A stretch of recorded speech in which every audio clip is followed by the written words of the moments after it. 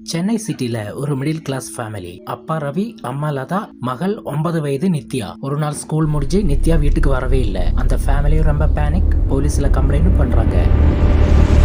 நித்யாவோட அப்பா ஸ்கூல்லையும் போய் தேடுறாரு. ஆனா நித்யா அங்கேயும் இல்ல. நித்யா முன்னாடியே ஸ்கூல் முடிஞ்சு போயாச்சு, இது நித்யாவோட பேக் இல்லைன்னு சொல்லி அவங்க அப்பாட்ட சொல்றாங்க. இதே சேம் பேக் இன்னொரு பொண்ணுகிட்ட இருக்குன்னு சொல்றாங்க.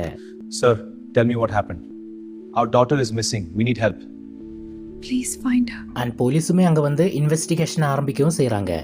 Please, have you seen our daughter Nithya? 3 day church, city முழுக்க போஸ்டர். 4th டே கழிச்சு ஒரு பார்சல் வீட்டுக்கு வருது. இன்சைட்ல ஒரு பென் டிரைவ். அதை அவங்க ப்ளே பண்ணவும் செய்றாங்க. அதுல நித்யா ஒரு சேர்ல உட்காந்துருப்பா. ரொம்பவும் கூலாவே இருக்கா, அழவே இல்ல. அப்பா நீங்க என்ன மறந்துடுன்னு பேரண்ட்ஸ் கிட்ட சொல்லவும் செய்றா. அவங்களுக்குனாலுமே அள்ளு விட்டுறது, என்னடா நம்ம பிள்ளை எப்படி சொல்லுதுன்னு ரொம்பவே ஷாக் ஆயிடுறாங்க. போலீஸ் ரான்சம் கால் எக்ஸ்பெக்ட் பண்றாங்க, வரவே இல்ல. அந்த வீடியோல பேக்ரவுண்ட் அனலைஸ் பண்ணப்போ அது வேற யாரோட வீடு இல்ல, அவனோட பழைய வீடு தான். எஸ், 10 வருஷத்துக்கு முன்னாடி அவங்க குடியிருந்த ஹவுஸ்.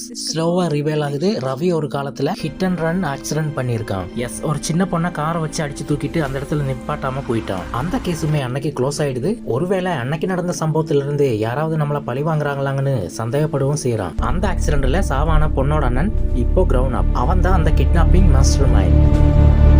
அப்படியே ஒரு வழியா அந்த கிட்னாப்பர் இருக்கிற இடத்த கண்டுபிடிக்கவும் செய்யறாங்க. அந்த போட்டோல ஒரு வால் இருக்கு. அந்த வால்ல ஒரு சின்ன கீரல் இருக்கு. அந்த கீரலை வச்சு கன்ஃபார்மே பண்ணிடுறாங்க அது அவனோட பழைய வீடுன்னு. டைரக்டா அந்த வீட்டுக்குள்ளே போய் அவனை மீட் பண்ணவும் செய்யறாங்க. உனக்கு என்ன வேணும், என்னோட பொண்ணை விட்டுடுன்னு கேட்கவும் செய்யறாங்க. அப்போ அந்த கிட்னாப்பர் சொன்ன ஒரே வார்த்தை என்னன்னா, உன் மகளை நான் காயப்படுத்த மாட்டேன், ஆனா நீ ஒவ்வொரு நாளும் அந்த கில்ட்ல வாழணும்.